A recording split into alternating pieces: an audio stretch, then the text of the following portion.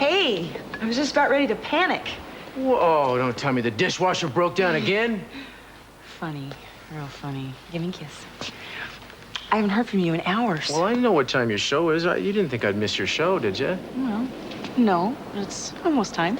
Is any of that for me? Yeah, exactly half. Oh, great. How'd it go tonight? Well, hopefully. This may be one of those rare occasions where we actually have a chance to stop a disaster before it happens. And if we can, it'll help make Tom's death more meaningful somehow.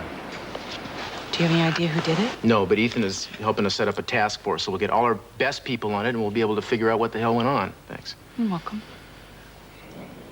You know, I was thinking, how about if you include me on the team? No, I'm sorry, baby. Can't do that.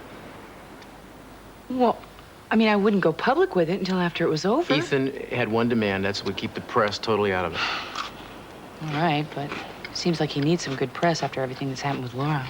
I don't want to second-guess his reasons. I just want to respect his wishes. We need his help. Anyway, the whole situation with Ice is freaky and deadly, and I don't want you jumping in feet first, video cam or no video cam. You know what I mean?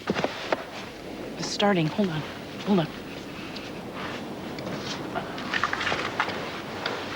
Some experts predict that by the mid-1990s, there'll be nearly 850,000 children in this country who will need out-of-home care.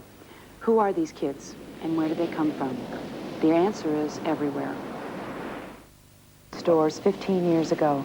At that time, no one ever believed it would need to be reopened, but it was, in 1985, under its new name, the Santa Barbara Children's Home. This photograph shows you how the building has changed over the years. The 4 boys in this faded print were residents of the old orphanage.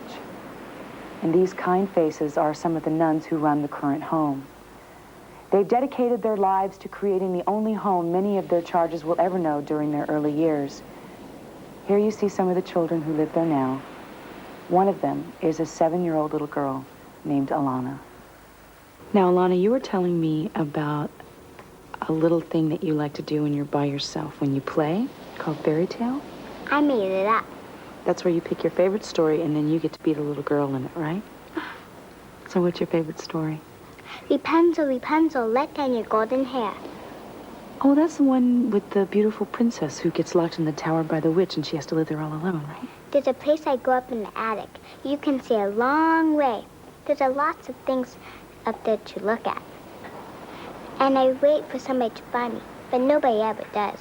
Except for Sister Gabrielle, when it's time for dinner. So do you wait for a handsome prince? No, I wouldn't want a prince. Why not? Because then you have to get married and have kids. Kids are too much trouble. They make too much noise, and they're always hungry. And they aren't good. Maybe they try to be good, but they aren't. It's not their fault, but I wouldn't want them. For many of these children, the dreams of a real home with a real family are an impossible one. And because of their disappointment, heartbreakingly, they often turn inwards on themselves. I once heard someone make a cynical remark that there just isn't enough love to go around. Well, I don't believe that. I think it's a matter of making good people aware that there's a community of children living right here in our backyard who needs us. What we have to realize is that we need them too. One of the hidden, or maybe not so hidden, goals of this series is to reach out to those of you who might be willing and able to take a child into your life. But since the fact is that we just can't all run out and adopt a child, there are other ways that we can help. Volunteer programs where you can become a big sister or a big brother and tutor a child, take a child to a museum or a beach, read stories, climb trees, play in the park, or just talk. The institutions we have created to care for the children are noble, but they are limited.